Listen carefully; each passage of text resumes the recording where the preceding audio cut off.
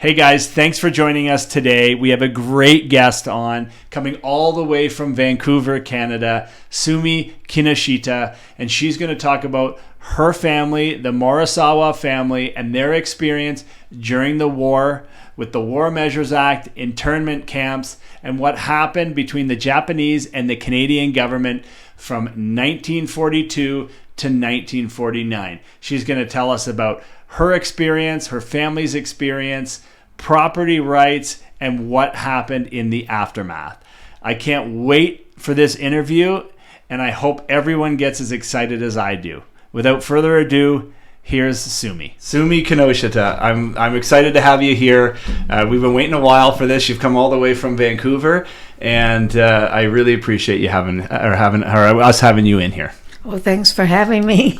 So basically what we're going to do here is we are going to go through, everything about, what happened to your family throughout the war. Okay.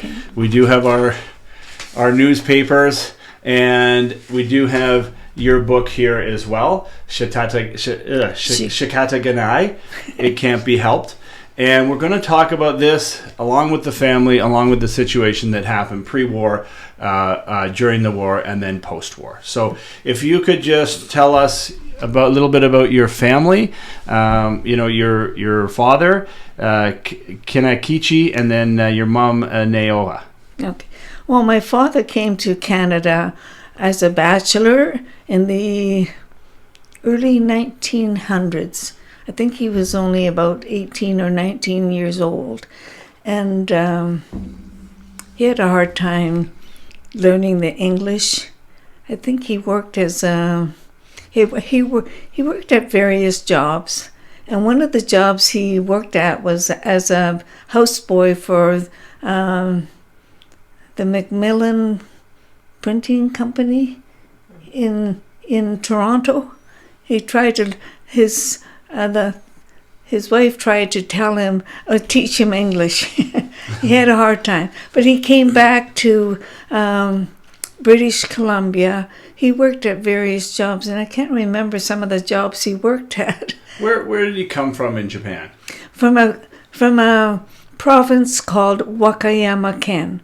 And quite a few immigrants came from Wakayama-ken. And what drew him to Canada?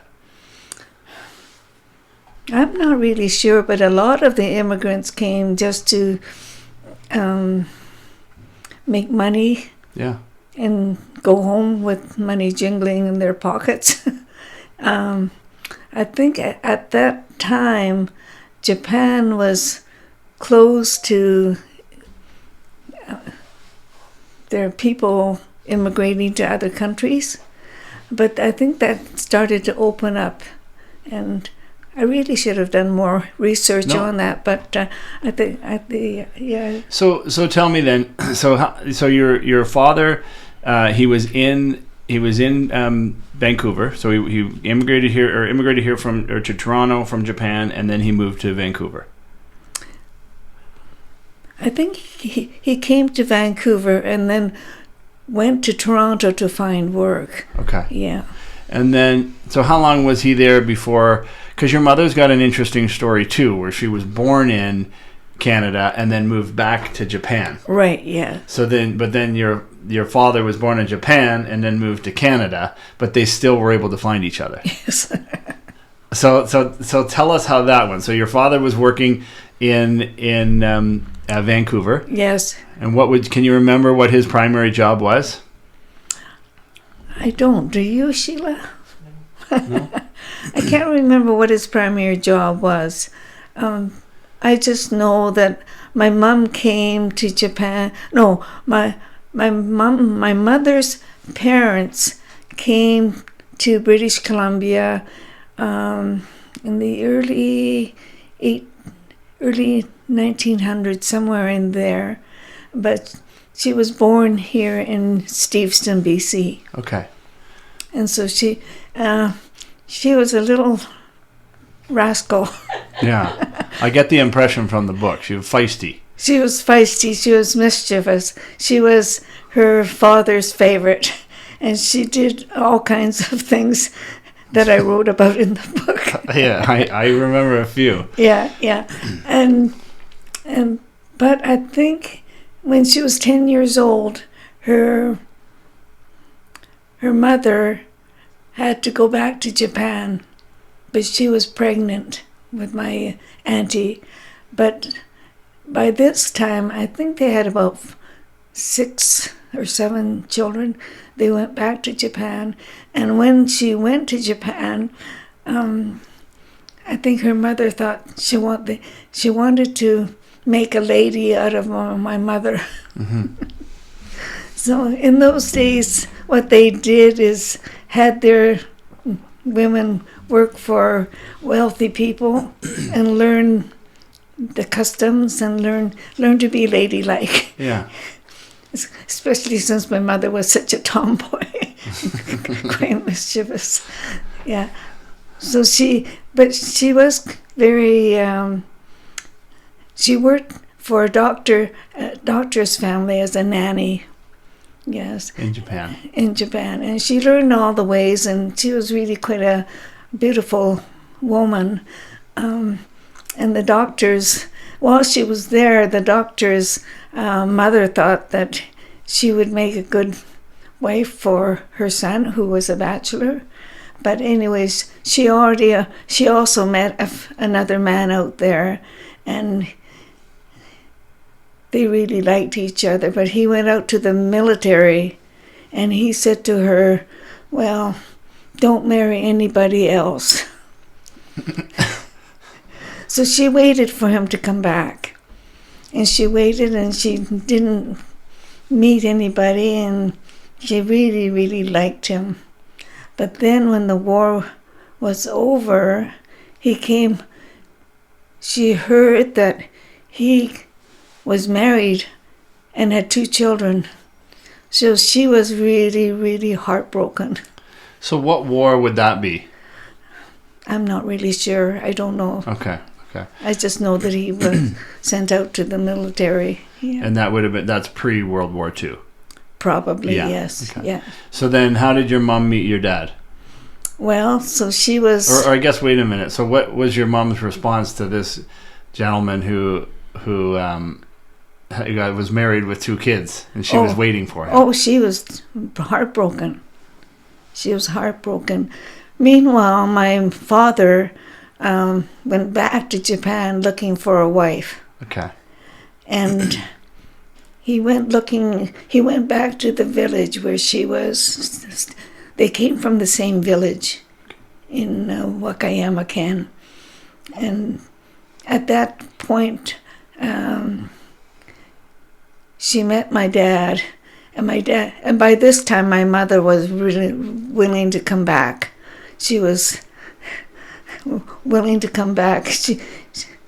And so it was an arranged marriage. Yeah. In those days, that's what happened. Yeah. Yeah. So then did they marry in Japan, or did they move to Canada? They got married in Japan, and they came back to Canada. Okay. Mm-hmm. And that was fairly common at that time, wasn't it? Very, very common, yes. You mean the arranged marriages? Yeah. Yes, very much so, yeah. But there were other men here in Canada who had they had this picture bride system, and I think they were allowed so many women to come back, and they sent pictures to each other. And some of the men wore suits that they borrowed for somebody else, and they looked. They made themselves look much better than they were. Yeah, we would call that catfishing today. Is that right? Yeah, and they were, yeah, and I read like through my research here, I've read stories on that, how the men looked very different from the pictures that they sent their future wives. Exactly. Yeah. All right. But on the other hand, some of the women did the same. Yeah. They sent pictures of other women. Oh yeah. or made themselves up to look better than they did. Yeah. So when they came, some of the men didn't recognize who they were going to marry. So your father had the foresight to actually go go for a trip to actually see who he was going to marry. I think, well, for some reason he decided to go back to Japan. Smart.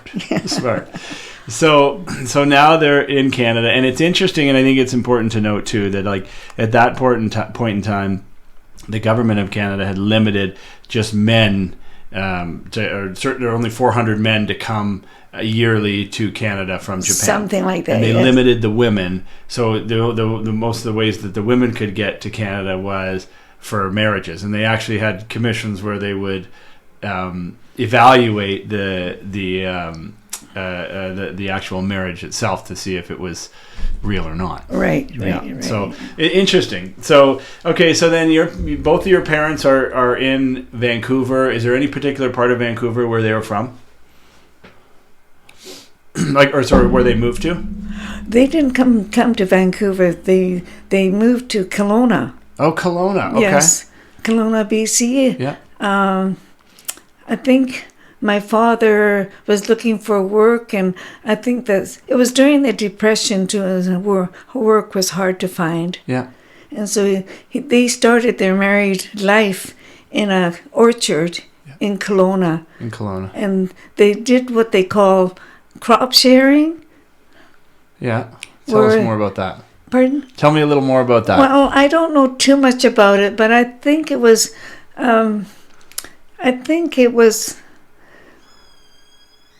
well, they lived in a little shed on this orchard. Yeah. And what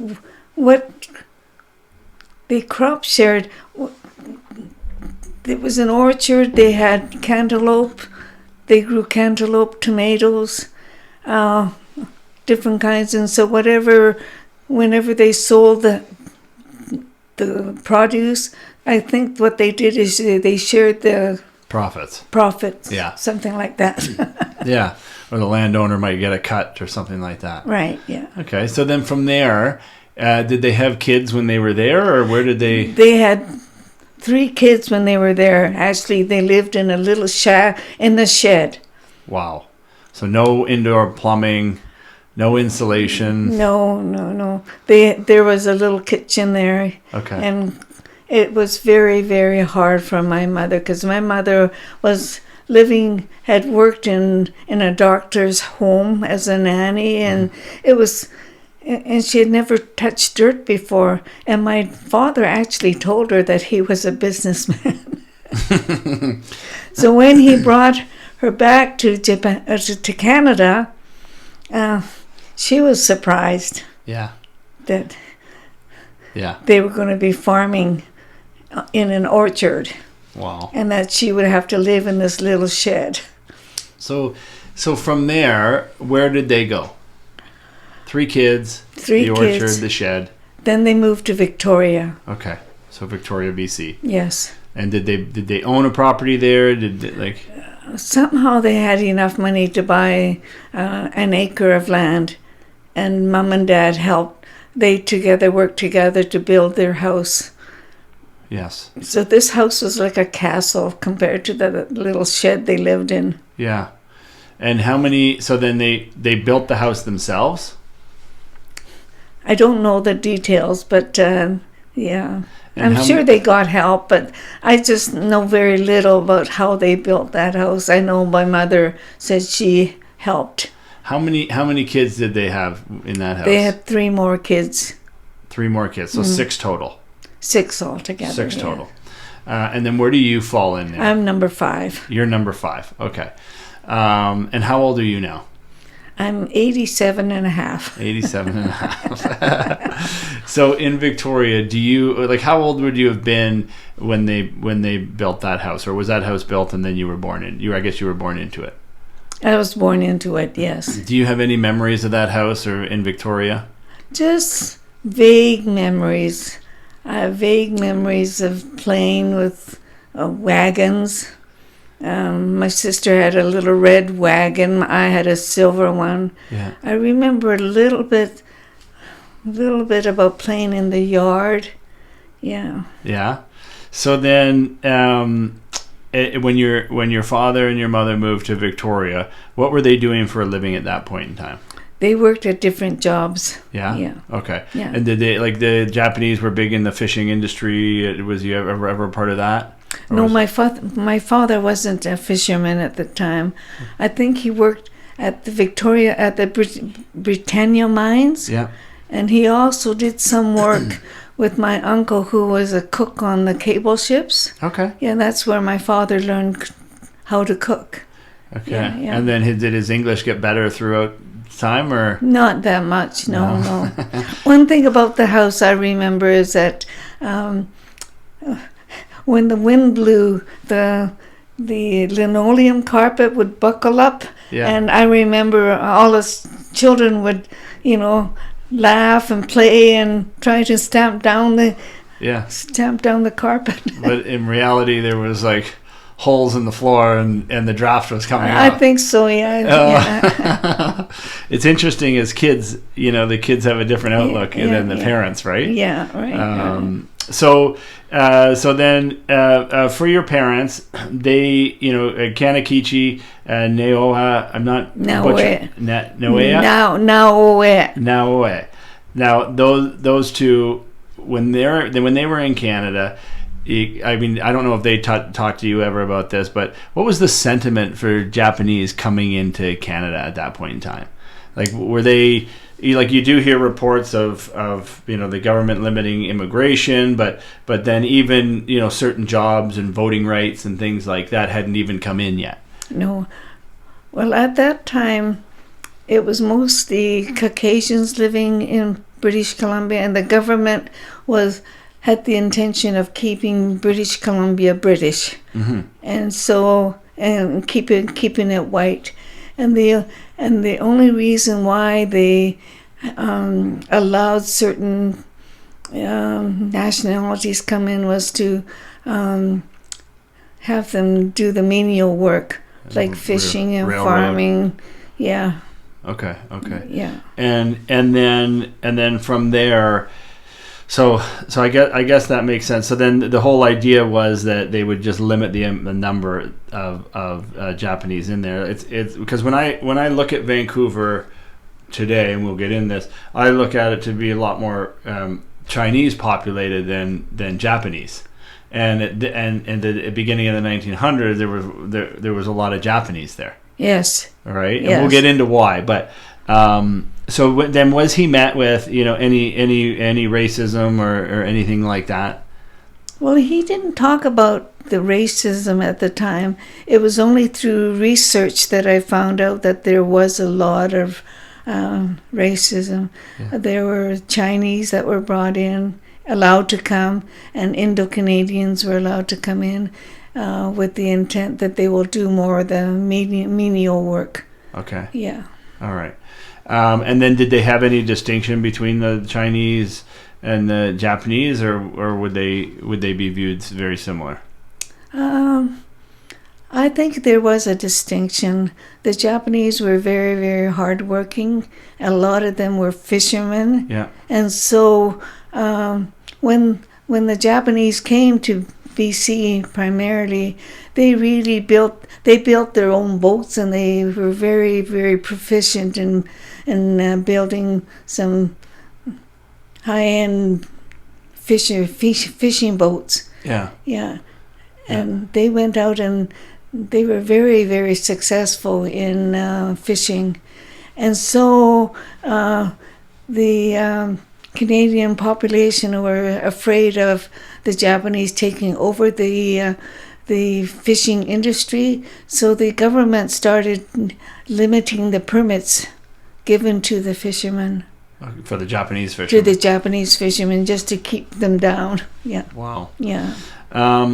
So then let's jump further. So your parents are in the house. We've got 6 kids. You've got your silver wagon, or was it the red one? I had the silver one. You had the silver one. And let's go into the war years. So we've got our newspaper here, okay, and we have our newspaper here for December. What are we here? 1941. December 8th, 1941. Okay, and it talks about the bombing of Pearl Harbor, and it talks about the Congress made a decision within 33 minutes to declare war on Imperial Japan. Now, how did things change for you guys as a family living in Victoria at that point? Well, from what I understand, there was also discrimination in the United States against Japanese Orientals. Yeah. And so there was news of the Japanese. They were declared as enemy aliens, and they were evacuated off the coast of United States. And so there was news that the same thing would happen to the Japanese in British Columbia. So FDR. FDR evacuated the Japanese. The Japanese and they had inland, a buffer zone from the coast. Yeah, yeah. Okay, and then in Canada, we had. Who did we have? Who's the Prime Minister? Mackenzie King. Mackenzie King, yeah. And then in Canada, we had Mackenzie King that followed suit. Right. So thank you, Sheila. I knew she was going to help out here. I knew it. That's really helpful. Yeah. And I was just 4 years old, but I do remember my mother reading a letter, and she was shaking like this, and I kind of think that that's the letter that said that the Japanese in BC would be evacuated as well. So then and this is a real interesting part, and it's a big reason why you're here. And like for me, I was aware of the the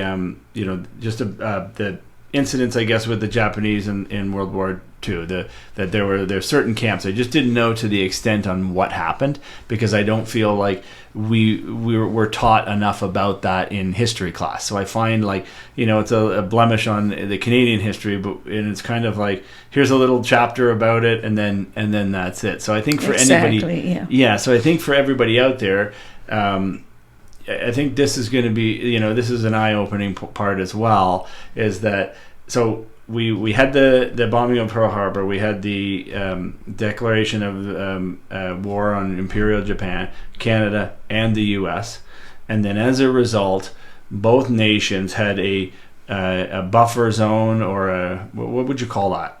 It was called the 100-mile protected zone. So 100-mile protected zone where no Japanese person could live within that zone. Right, yeah. Okay.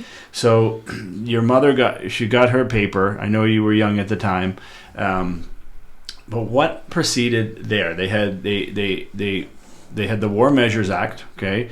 And for anybody out there who doesn't know what that is, that's they converted that to what's called as the Emergency Act today. Right. But they enacted the War Measures Act in 1945, or sorry, in 1942. I believe it was 1942, yes. Okay. And then tell us what happened there to the Japanese.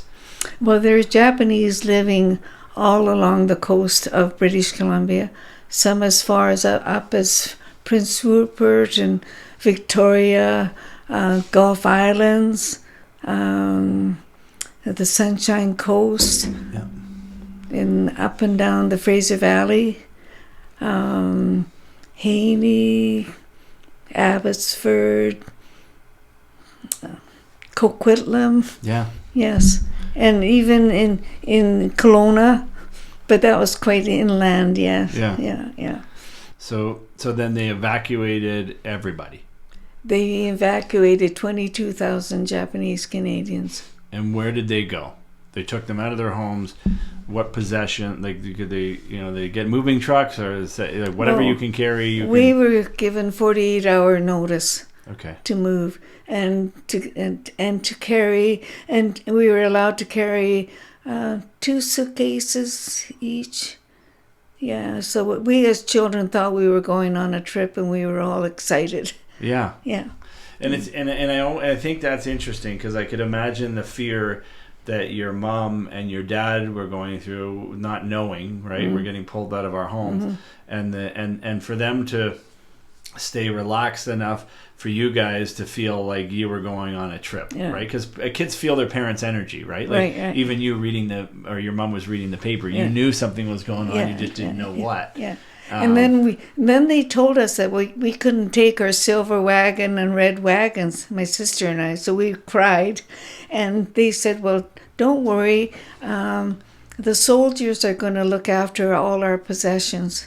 And so when we get back, it's going to still be here. Aw. So there was a commission set up called the something about the Custodian Act, saying that all these properties would be cared for, because there were homes and mills and businesses in Vancouver, lots of acreage on the Gulf Islands, and we were all told that we're going to get it back and they're going to look after it for us. Yeah. So in reality, that didn't happen. That didn't happen, yeah. So then so you left the houses, where did you go? Well, they had to build temporary housing for us in the interior. So while we were waiting, about 1,500 people were put into these animal stalls at the Pacific National Exhibition. And that's Hastings Park, right? Hastings Park, yes. And I've seen pictures of that where you have soldiers putting hay into pillowcases. That's right. And I kept on thinking, man, how difficult would that be to sleep on? But then you're in Hastings Park, which is the agricultural buildings. Yeah. Okay, which is like housing for animals. Yeah. Stalls for pigs and. So each family had their own stall, or. I'm not sure just how the men were housed in another dormitory. My father and my brothers were young enough that they could stay with their mother. Okay. But I think we had a couple stalls because we were a family of six 7 children, and then my mother, that would be 7. Yeah. Did all the kids stay with your mother, or I think so. Yes. Yeah. Or any of them stay with Kanakichi, or? I don't believe. I think Dad was in the dorms. Yeah. Okay. Yeah. Can you remember anything about that at all? The smells, or you know?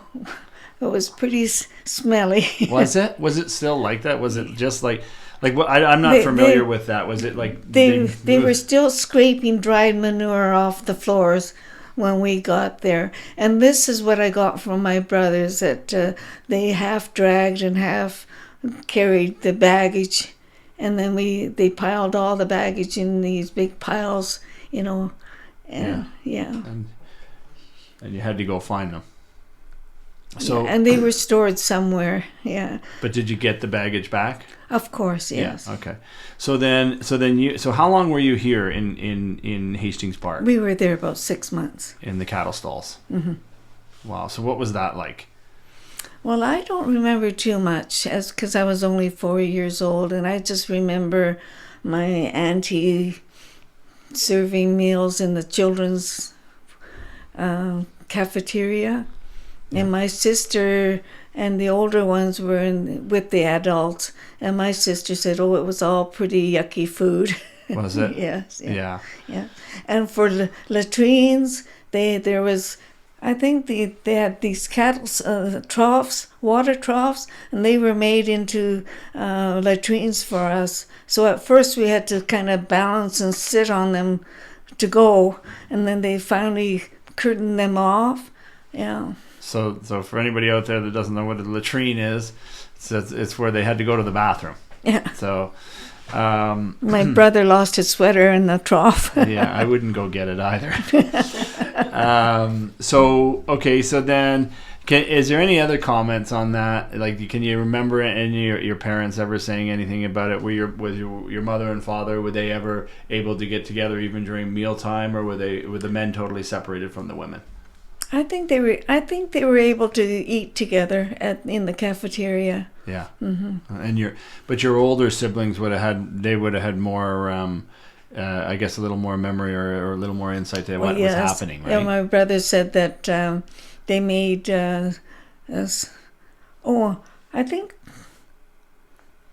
I think the agriculture building was quite close to a golf course. Yeah. And the golf balls would come flying over, and the young kids would go and pick them up. And I think at that time they would unravel these golf balls, and there was elastic the ball wound. Yeah. Yeah. And they'd play with them. Yeah, and they would unwind them, get the elastic, and then they'd make slingshots out of them, and then they'd shoot pellets at each other from the tops of the bunkhouse. Bunk beds. That's probably a boy thing that would never change. I mean, I could see my kids doing that.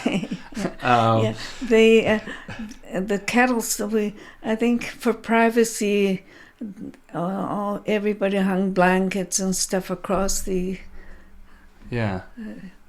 Was it cold? Like with I can't remember what it was like. Yes, but I do know that when there was measles or chickenpox outbreak, that the kids would have to be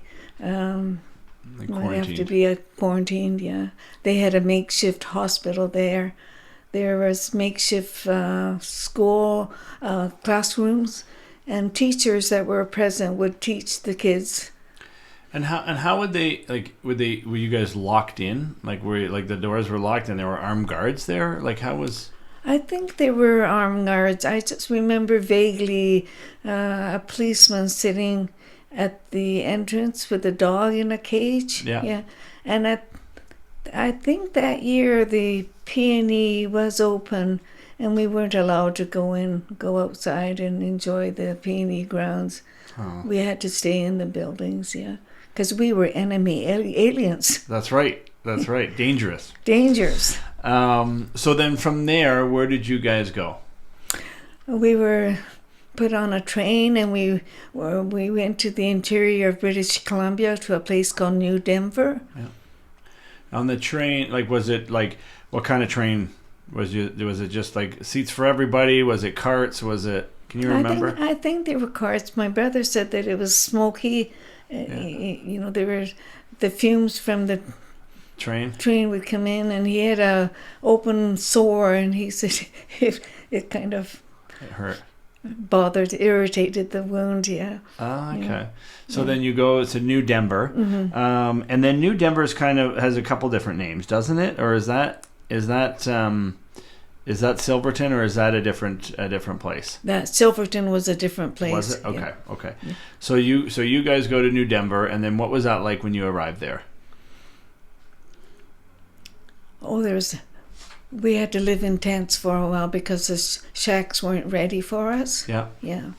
So then was it was it a designated community just for the Japanese, or was it, were you, were there houses there, or what was that like? Was it another park and then they were building, wood sheds? Oh, I see. Well, it used to be an orchard. Okay. So then I think we called it the Old Orchard. Yeah, okay. Yeah. And then everybody had their own little shed? Shack, yeah. Okay. And then did those shacks, they didn't have running water, but they might have a little kitchen in them or something? They had small kitchens, yes. And it was, I think, 400 square feet. Yeah. And it was, so we were a family of 8. Yeah. My little brother was born there. So we were 9 altogether. There's open room. There's no rooms or. So there was a small kitchen. There was a little 2 bedrooms on each side with a common area where we ate. Yeah. Yeah. But some families were small. Small families had to share these shacks with another small family. And then where were the latrines? Oh, they were outhouses. Yeah. And then in terms of water for showers or anything like that, did they Were they within where the outhouses were, or were they in the sheds? Oh, I think some of the carpenters built this out the bathhouse. A bathhouse. Yeah. Okay. So the Japanese liked to bathe in these. It's like a hot tub, I guess. Yeah. But it's a common bathhouse. Yeah, yeah. Okay. So you wash yourself first, and then you go, and then you rinse yourself, and then you go and sit in this big wooden tub. Yeah. With hot water in it. Yeah. Okay. Yeah. So then how many people would have been there in New Denver? Like, how many Japanese would have been? I think there were 1,500 people. Okay. Yeah, but not everybody went because there were 22,000 Japanese that were evacuated. So some families had enough money that they could support themselves. They were called the self-supporting families. So they went to places like Lillooet and other places in BC where they could find places to live. So they were. So I guess and it's interesting because when I read, you do have like internment camps. You have like worker camp where they work. You know, in some of the western provinces, beet farms and sugar farms. Oh right, yeah. And then you would have they were actually prison camps too, where they thought people might be spies. So they had like, you know, a few different areas where they would repopulate the Japanese. But I didn't know that. So if you had money, and you were Japanese and you had money, you didn't have to go into the camps. You could try to find lodging elsewhere. That's right. They were called the self-supporting families. Okay. Yes. Now my uncle broke the curfew when he was in Victoria. So he was in prison and taken to a place called Petawawa in Ontario. Yeah, familiar with it. Yeah. Yeah. So and that was during the war years? That was when the war was declared. Okay, and then they had a curfew. Because there was a curfew, and he broke the curfew, so he was imprisoned. Was the curfew for everybody, or was it just for the Japanese? Just for the Japanese. So then, could you remember how long he was in prison for? I don't remember. No? But he did stay out in Ontario. He never did come back to BC. Yeah, a lot of Japanese did that too, didn't they? Yes, yeah. I'm sorry. And there were other Japanese. A lot of men were taken to work in the road camp, in the work camps. Yeah. They built the Hope Princeton Highway. Oh. Yeah, so they were taken to. A lot of the women had to suffer moving by themselves with their families. Without their husbands. Yeah. And there are some families that didn't want their husbands to be taken to road camps. So they moved to Alberta and they worked on the sugar beet farms. Oh, okay. So if you had, I guess if you had the money, you could move, you couldn't move freely. You still had that 100-mile zone. Right, but then they could go into other towns. They didn't have to necessarily join a work camp or anything like that. I don't believe so. Right. Yeah. So okay. So then, so you had 21,000 Japanese. They left the coast. They were moved into the interior or moved into other provinces, and then you guys were in New Denver. So were you like? How was that? How was the orchard? I guess how was it run in the sense where did you have like policemen there, or was there anybody there, or were you just kind of left? Here you go, left at your own. Well, New Denver was in the Kootenays, where mountains were all. Yeah, it's a tourist area now, right? It is, yes, very much. So I just remember the mounted police coming around once in a while to check on us, but we were pretty well left alone. Yeah. Okay. Yeah. And then was your father forced to work anywhere at that point, or? Well, because he had some cooking experience, he worked as a cook in the sanitarium. Okay. The TB sanitarium. Wow. Okay. And then so he worked there throughout the war years. The 4 years that we were there, yes. Well, and then can you remember as a kid what life was like? Did you have friends? Did you run around and knock on neighbors' doors? And Oh, yes, we had fun, yes. Yeah? Yeah. There was a lake there, and we would play in the lake the summer. It was really quite an idyllic place to be. Yeah. Yeah. And I guess once again, your folks are forced there. They've got a different outlook on that than you. And I do feel like, giving them credit for, like at least trying to create some sort of environment where you guys could still be kids and not have to deal with some of the grown-up problems that were going on at the time. Well, we had no idea what the parents were going through. I can't imagine what it would have been like if it happened to me. Did you ever talk to your dad about that? Like that, the old generation too. They didn't talk. They didn't talk much, Right. And while we were there, everybody just took it in their stride. And that's where that word Shikataganai comes from. Yeah, it's a word that means it can't be helped, and that's kind of a Buddhist philosophy that well, we can't help it. Yeah. They just made the best of it. Yeah, and it's funny because I butcher that as Shikataganai, right? But how do you say it? Shikataganai. Similar, right? Yeah. When my mother was small, and she was a brat and did mischievous things, my father would say, "Oh, Shikataganai, you can't help it. She's just a kid." And it means it can't be helped. Yeah. So it's an outlook. It's not.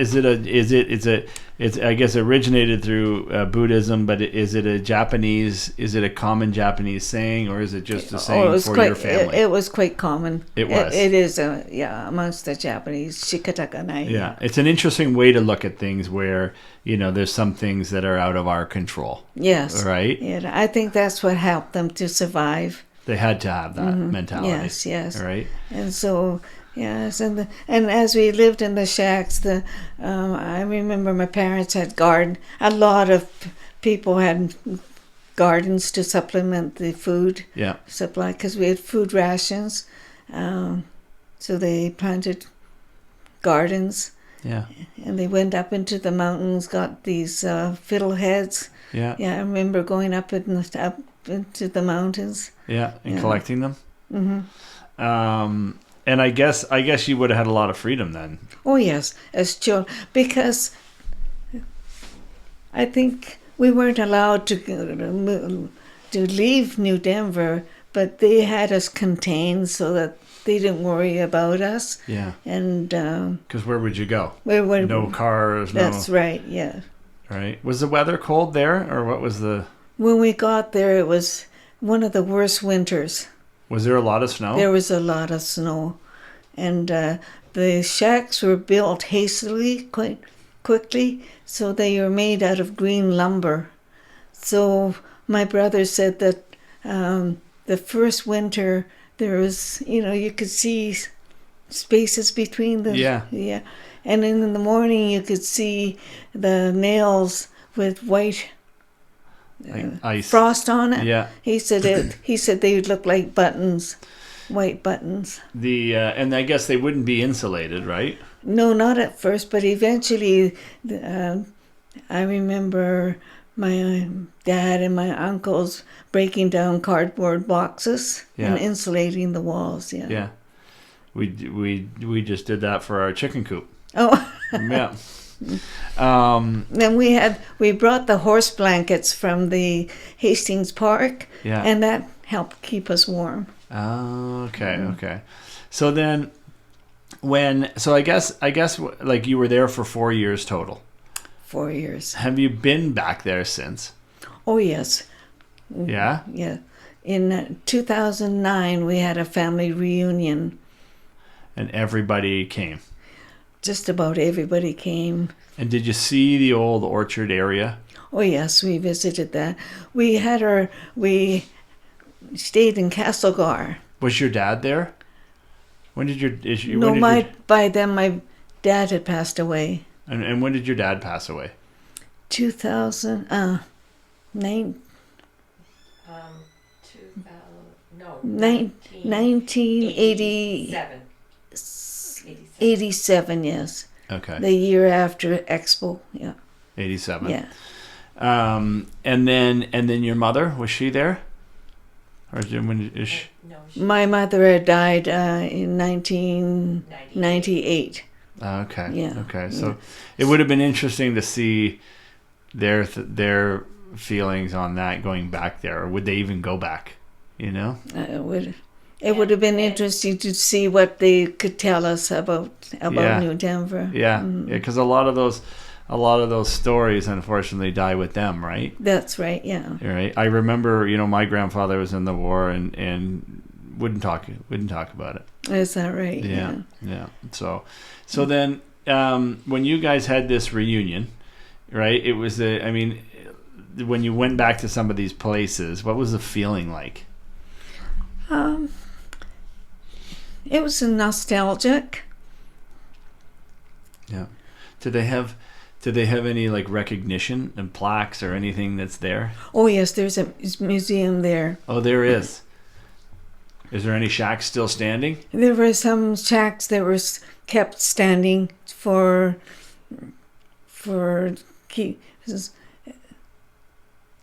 two or three shacks. Mm-hmm. Yes, as a sample of what we had lived in. And were your kids there? Yeah. Oh yes, my kids. And were what were their like? Mom, I can't believe you lived in this. Like, what were their thoughts? Can you remember anything? They like didn't say a whole lot. I think they were really quite overwhelmed with it all, especially when they went into the museum and saw all the bicycles, pictures of bicycles and cars and boats like that, all rounded up. Like the energy of that would be something, Yes. So I guess would there be? You have a drink there. Would there be any Japanese that stayed there? A few did. And made a home there. Yes. Were you still? Can you remember anybody's sentiment on the locals that were there at the time too? Like, were they upset that they had illegal aliens in their old orchard, or was there any racist sentiment there by the regular townsfolk that you can remember? I don't remember. No. By then it was an RV park. Yeah. Okay. Mm-hmm. So it's an RV park now. Yes, it is. Wow. Yeah. Wow. It's kind of a touristy park too. A lot of people go through New Denver and view the museum and they can't believe what happened. Well, and I mean, there's a lot of Japanese family names and stuff that you guys would still remember. Oh, right. To this day, right? Yes. And it's funny because I since Sheila set this up and sometimes when you think about something it's like buying a car, you see that car everywhere, and I ran into these people who they had family and they were from BC and they were in internment camps. The parents that never talked about it, but as a result the kids were always ashamed of the Japanese heritage and they never bothered to learn the language or keep any of the customs going. And I just thought that was interesting as well, because what the whole situation made them feel about themselves. Yes, well, when the war was over and we moved back out to the coast again, there's a lot of hard work. So tell me about that. So you were in New Denver for 4 years. For 4 years. Okay, so then you're so from 1942 to 1946. 40. Yeah, 40. Yeah, I think the war was over at 45. Yes. Yeah. But the interesting thing is that the war was over in 45, but that zone wasn't lifted until 49. No, it wasn't. Right. And at that time, they told the government of BC said, go back east, go east. They wanted to disperse our community. Yes. So they didn't want you to go back to the Vancouver, we weren't allowed coast. to go back to the coast. Right. Yes. So they waited. So they said go east or go back to Japan. Yes. And a lot of people who hadn't even wasn't even born in Japan. Yeah. They knew, but my aunt and two of my uncles went back to Japan with their families. They did. And they took my grandmother back, yeah. Well, because there's a lot of rebuilding there, right? Oh, the Japanese weren't welcome because they said it was a war-torn country. They said, well, we have to look after ourselves. We don't want you. So they had hardship. There was they hardship had hardship then. on the Canadian side because they didn't want them on the Canadian side. And then if they go to Japan, the Japanese didn't want them either. Oh, exactly. Yeah. Wow. So then you guys, so you left there. You were there. The war ended in 45. You were there to about 46. Where did you go from there? Because you weren't allowed back to your house. No. So we moved to a place called Slocan, which was a little town just outside of. There was New Denver along the lake. There was Silverton, and then there was Slocans. Yeah. So my dad got some work in a logging camp, and we moved out to Slocan first. And was he a cook there, or was he? No, he was worked. He worked in a logging camp. I don't know what he did. Yeah. Yeah, that's all I know. So then, when you were in Slocan, where did you live? Oh, in a couple rooms in a big building.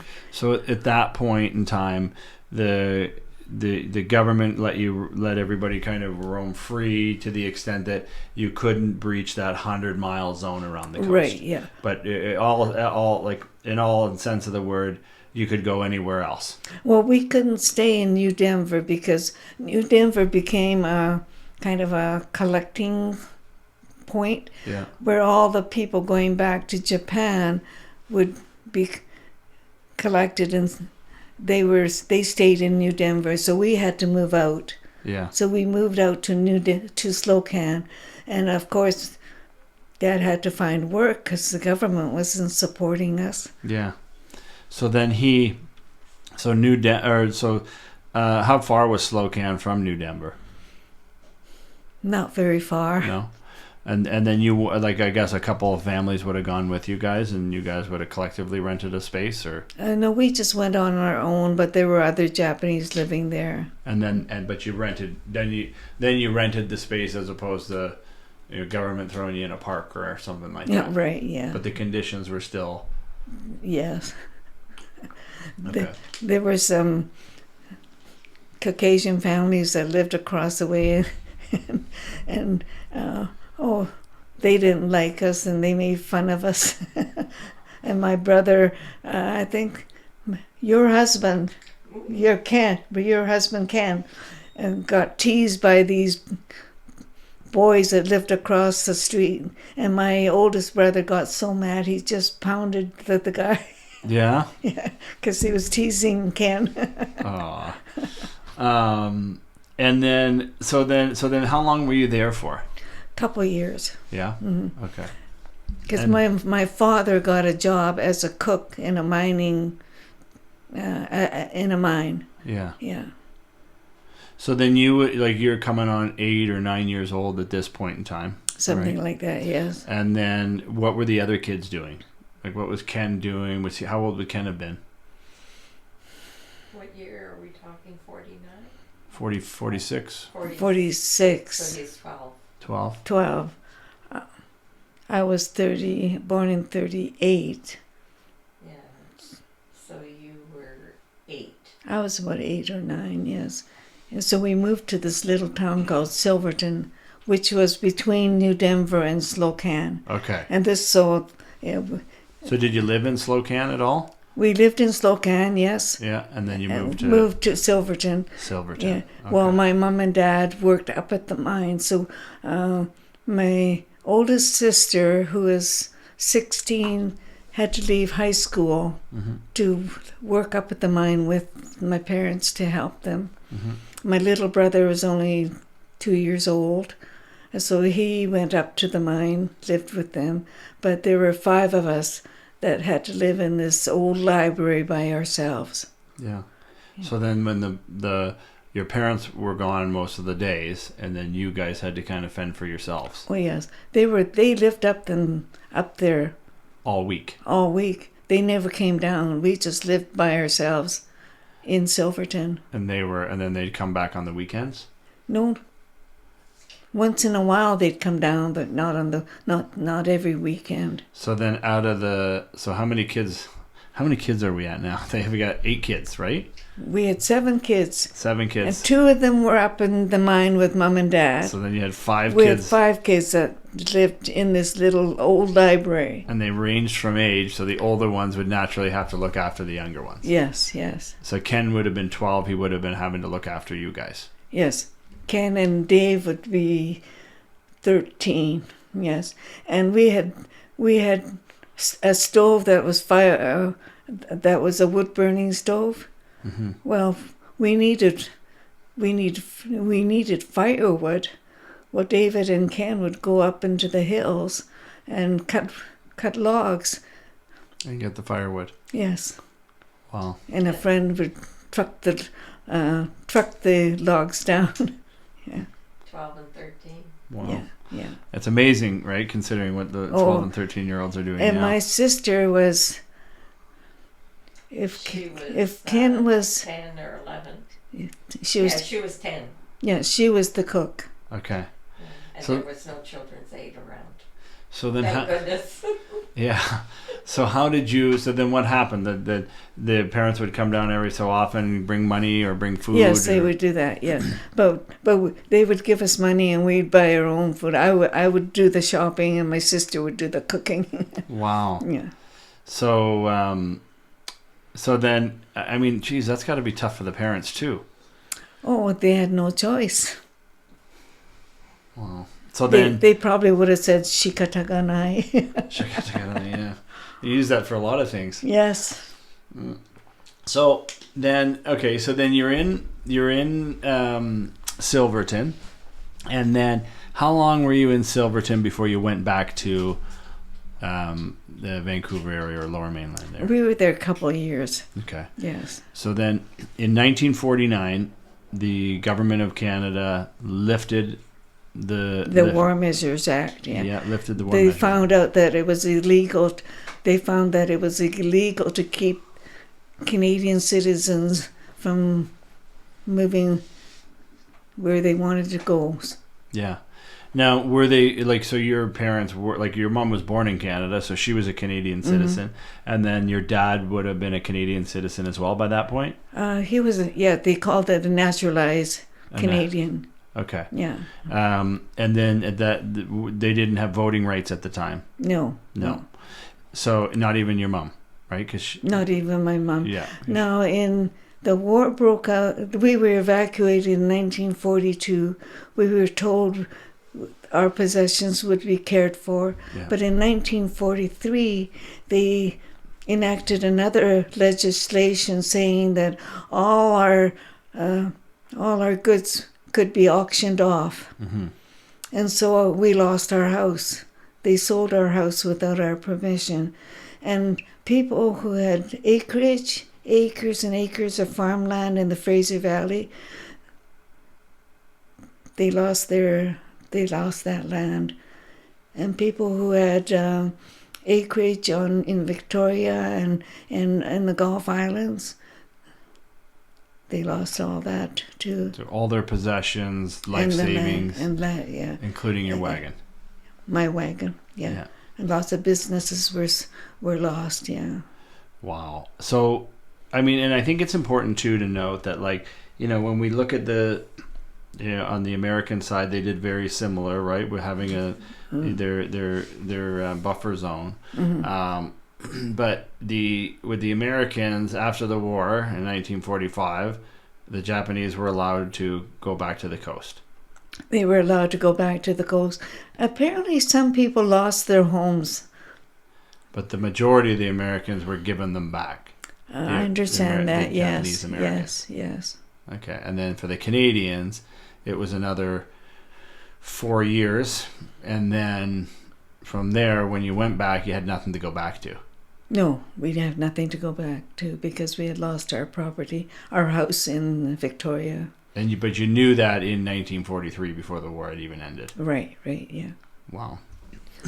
So with the little that my mother and father made working in the mine and before that the logging camp, and my brother had, and we had before we moved back to the coast, we went out to Kamloops and we went hop picking, and my brother and my sister worked in You went where? Kamloops to what? Kamloops to pick some hops. What's a hop? What do you mean? Hop. Oh. Beer. No, it's a wheat. Wheat. Something for the beer. Oh, Yeah. Okay. Sorry. Go ahead. We picked hops. Yeah. Yeah. So with all the little bits of money here and there that was gathered, we were able to buy some acreage in South Surrey. Okay. And how many acres? I think it was 17 to begin with.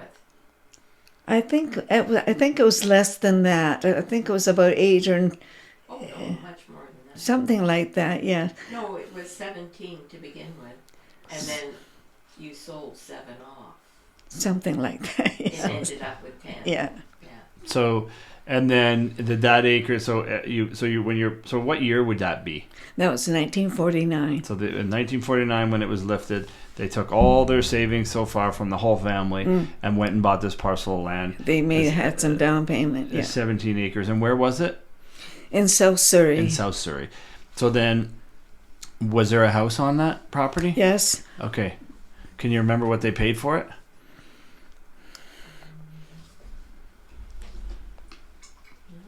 Was it $8,000? Something like that. Something like 8,000. At that time, that was a lot of money. Yeah. Mm-hmm.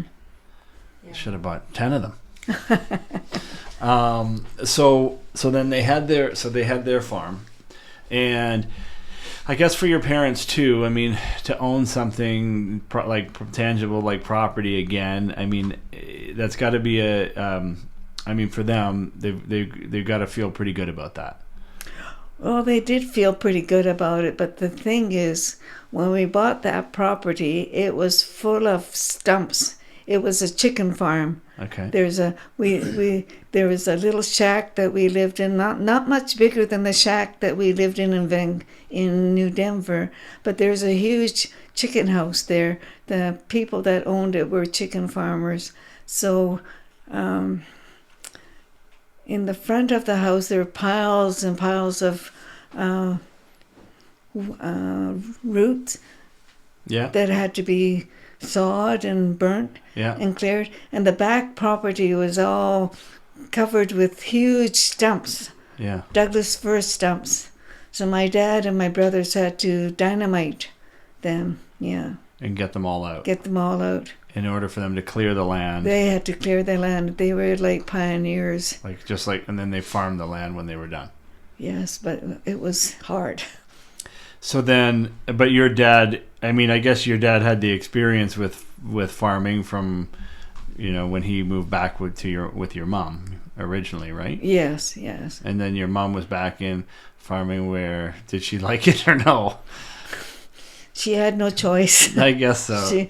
She was a hard worker, though. Yeah.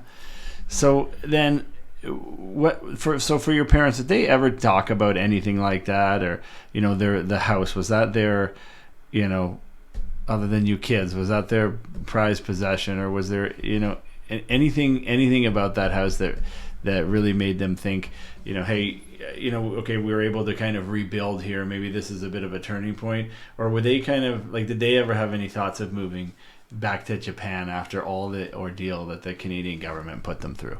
No, they didn't talk about going back to Japan. I think if they were angry, they kept it to themselves. And they told us, just work hard, study hard, do well, so that we don't cause any discrimination. And did they tell you, did they place any mistrust in the government at all?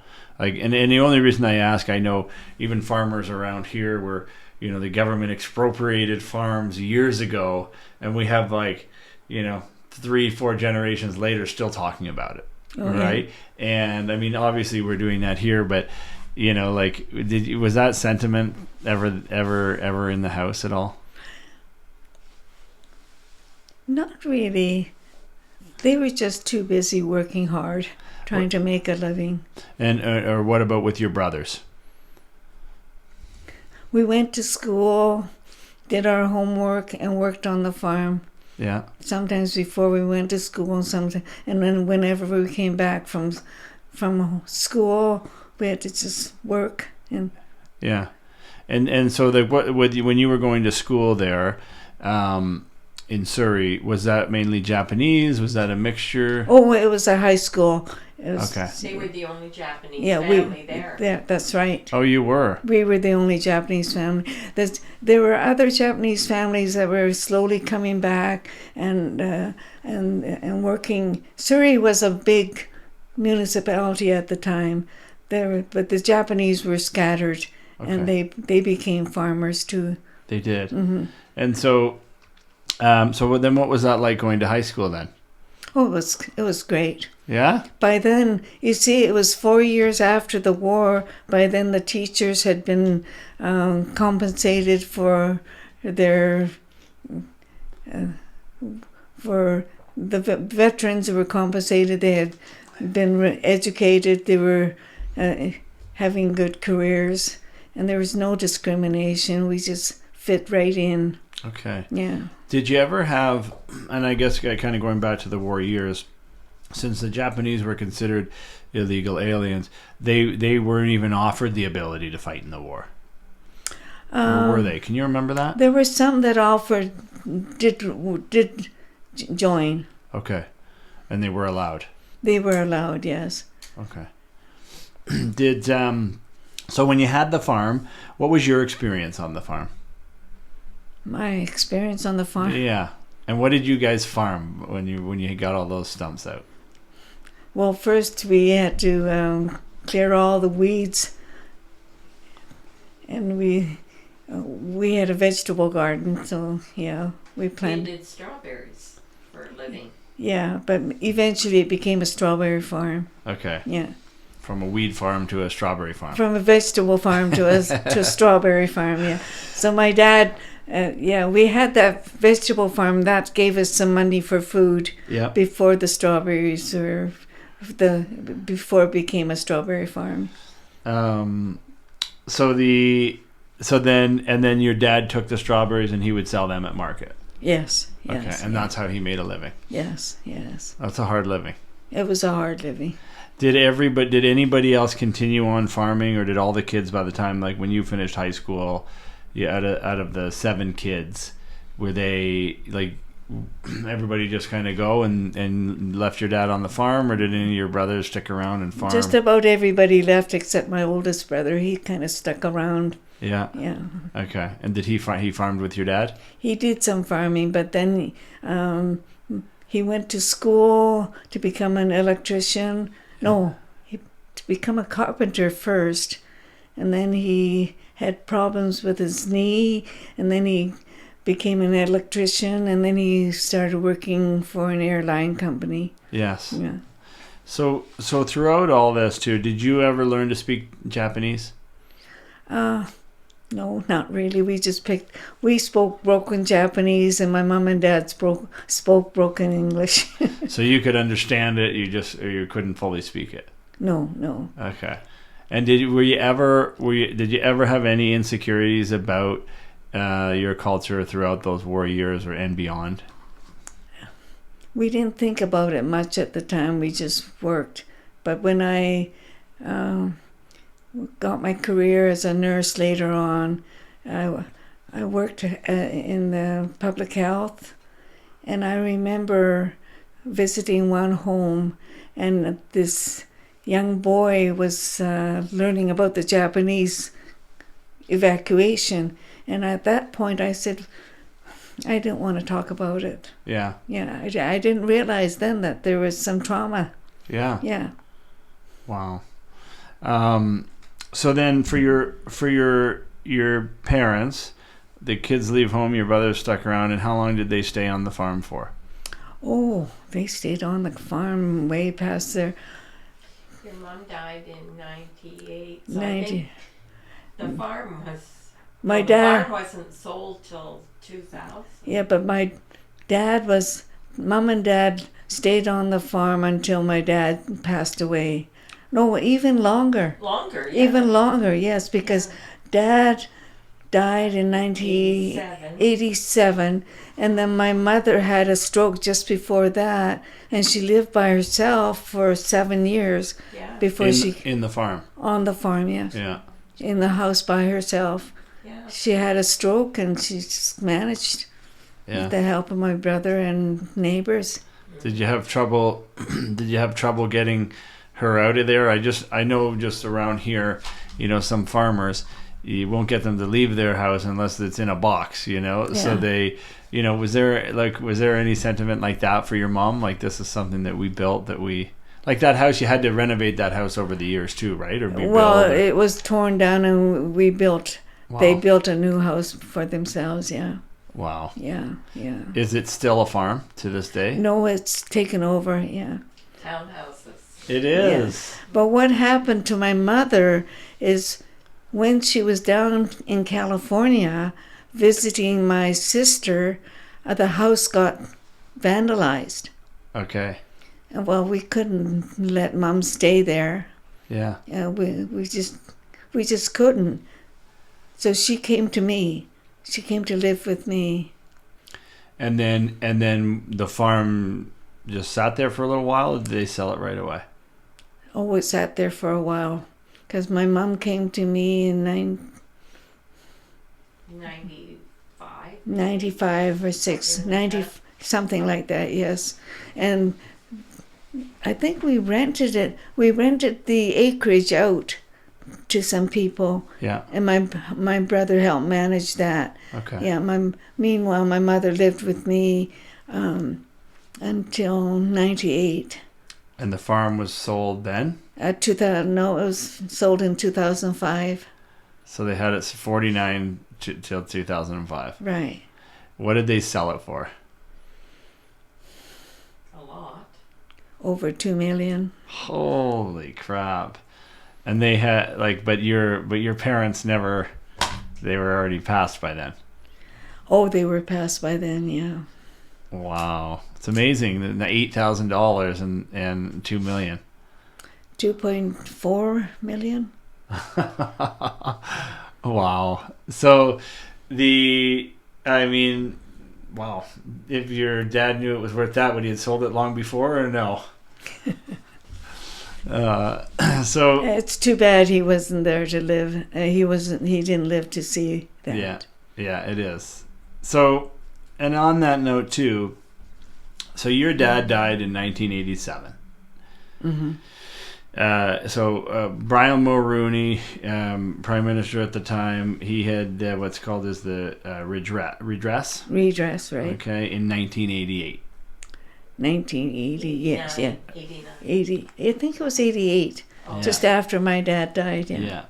So 40 years later, from the internment camps, that's when the government of Canada admitted to the mistakes. Yes. And they had the redress. There were a group of Japanese Canadians that worked hard to get some redress. It took them years and years, but they finally got it in 1988. And so then, and of course, it's a shame that your dad, wasn't around to see that. oh, I was sad. I cried. Yeah. Yeah. Right. That would have been important for him, wouldn't it? It would have been very important. Yeah. So then, along with that, what did the government do as a result? Public statements, monuments, money. They gave each of us money. Yeah. Okay. Yeah. And then did they give each family money, or did they give? They gave individuals money. Individuals. Mm-hmm. So like your parents. Like my You had had to be alive to receive it. Yeah. And it was $21,000 tax free. Yeah. For every member of your family. Yes. Yeah. Okay.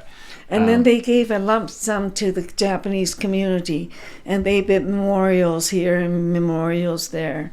Mm-hmm. When I was doing the research, I found it kind of interesting the 21,000, because it was 21 like the numbers, even on the Canadian sites, it's 21,000 Japanese were displaced, were taken, and then Oh, yeah. and then Interesting. I never thought about that. and then the redress was 21,000. So it's just odd. Anyways, I don't know if there's anything behind Well, it or not. No. It was 22,000. Oh, Yeah, okay, yeah. okay. So maybe that's it. But I just found that was very interesting. So, so then all the boats, everything, nothing was given back to the Japanese. But then did the Japanese come back and start to repopulate the harbor area and Vancouver? Not to the extent that was there before the war, Mm-hmm. because the government dispersed us all across Canada. Mm-hmm. Right, because sentiments change now, where there's a lot more immigration into the country, right? Exactly. And people aren't limiting 400 men here, and no women over here, right? So it's just it's interesting, but it's almost like it's not just it's not just displacement, like internment camps and okay, now it's all done and everybody goes. It really did take a whole generation of Japanese people away from where they lived and where they grew up and where they had their communities. Oh, right, yeah. Right. And I was like I was So saying. we didn't just lose property; we lost our community. You did, yeah, right? Because like I said, when I'm there, I like you hear more about the Chinese in Vancouver area than you do the Japanese, and you like it's almost like the history is starting to be erased that way a little bit, So, and I think by you writing this book, it does help people because, I found it, and I'm in Rockwood, Ontario. Okay, we've got 7,000 people here. Okay, so I think. Well, I was just a novice writer, and there are other books that give a lot more detail. There's a book called Landscapes of Injustice, Yeah. written by about 4 or 5 university professors from different universities, and they have gone into a lot of detail as to the amount of stuff they call it the dispossession Yeah. of properties. Yeah. Well, and once again, I don't think throughout my schooling we really touched on much of this at all. And I don't I really don't I don't remember even hearing about it in school. Like when you talk about the war years, the pre-war years, and Yeah. post-war years, it's not like saying, oh, and by the way, our government displaced 21,000 Japanese, and we took their homes, we took their cars, we took their boats, we took their wagons, all their possessions. And we didn't give it back, and then even until 4 years after the war, they weren't allowed to return to where they were born and where they grew up. All right, so it's interesting, and it's one of the reasons why I want you here is because I feel that if there's somebody if there's one person, then there's another person, All right. and I think that these books. A lot of the times too, you write these books, and if it can help influence the mindset of one person, I think it's done its job for you. But what drew you to the book? Why would you? You're not a academic, right? You're No. a nurse by trade. Yes. Okay. You, even in your portion in this book here, you talk about you wanting to go to there's a seminary school. A Bible school. Or Bible yeah. school, okay. I did read it, right? I know. And then you talk about the relationship with your father, where he didn't think that was a good idea because there's no way to make money there. Yeah, that's right. And then it wasn't until you got married and you had kids and you started your nursing career that your relationship with your father really started to kick in. Right. But I guess why would you were young at the time of this, and most of the time when this happened, you were off, you had some decent memories of some of these places where public sentiment and your parents were the opposite. So why would you write this book? Well, what got me started was when we went on this, when we had the reunion in 2009, my brother David wanted us to write down some memories of of New Denver, and so I think I was the only one that wrote some things down, and my cousin made a little pamphlet for us, so we had 6 little copies for each of the family members. And then we had another reunion in 2009, and by then I had added a few more memories and made it into a little booklet. And by then I was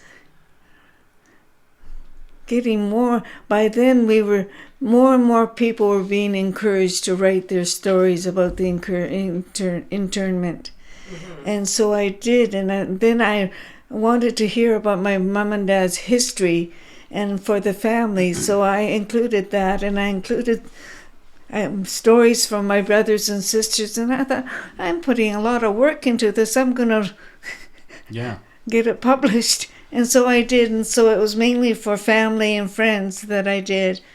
So it's an interesting read, and I'm not a great reader, right? I'm more of a talker. I'm sure you noticed, but I liked it because it was an easy read for me. Okay, that was good. I'm glad. Yeah, and it was, and it wasn't very long, mm-hmm. and you kind of got to the point in this area. So, to me, if anybody's out there and they're looking for just a brief outline of one family's perspective on what happened during the internment camps, I think your book is a great source. And I like the fact that you incorporated your parents' history in there, because it gives us some perspective on where they came from, right? For your mom, I mean, and how long the Japanese have actually been in the Vancouver Coast area, right, where your mom was actually born there and then moved back, right? So and so there would have been a community there beforehand as well. Exactly.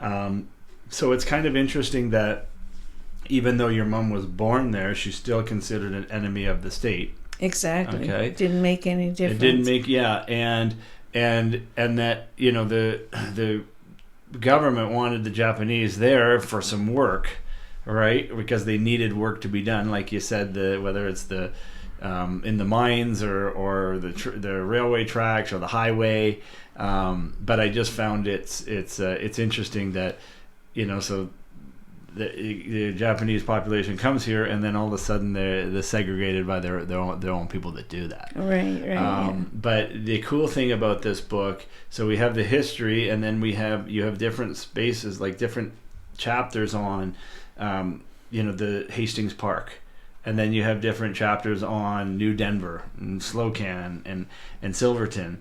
So I did like that. And then the other thing I liked about the book is the perspective from your siblings, because I really, really thought that at different age groups, right, it's like everybody's at a different place. Yeah. And everybody's has a different, like even for Ken, who would have been 12, right, or 9 through 12, he would have had a different perspective than you did, and he would have known what was going on a little bit more, and what they got from that. So like you like throughout this talk here, it's clear your dad didn't really talk that much about this. No. Right. And it would have been nice to have, even a chat. Right. Like I wish he would have wrote something years ago, and you would have found it in his possessions. Mm-hmm. But then, when you look at how you're, what am I doing? I'm rambling. But when you look at the common theme here is hard work.